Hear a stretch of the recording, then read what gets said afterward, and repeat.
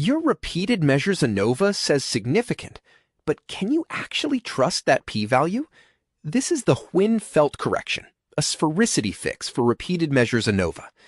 Reaction time in milliseconds, measured on the same 12 people across 3 caffeine doses. Mean reaction time drops from about 509 to 500 to 490 as the dose rises. The key idea: repeated measures ANOVA assumes sphericity.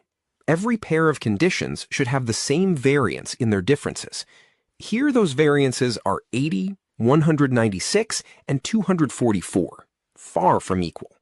When they're this unequal, the uncorrected f-test gives too many false positives. The fix is to shrink the degrees of freedom by a factor called epsilon. Epsilon runs from 1 over k minus 1 up to 1. The smaller it is, the harsher the penalty.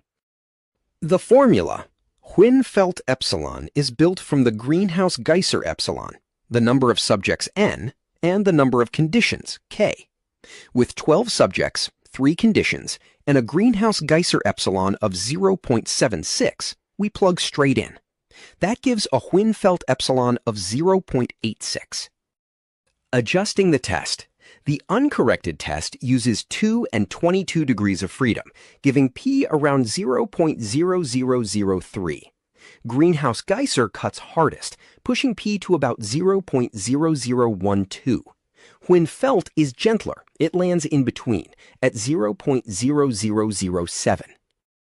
How to interpret it? Look at the Greenhouse-Geisser epsilon against 0.75. Ours, 0.76, sits just above that line. When it's above 0.75, the violation is mild, so Huynh-Feldt is the recommended correction. Why it matters? Greenhouse-Geisser plays it safe, but can throw away real power. Huynh-Feldt corrects just enough, keeping more of it. Use Huynh-Feldt when you have 3 or more conditions. Sphericity is violated, and the Greenhouse-Geisser epsilon is above 0.75. For a low epsilon or tiny sample, fall back to Greenhouse-Geisser. Try it free at metricgate.com.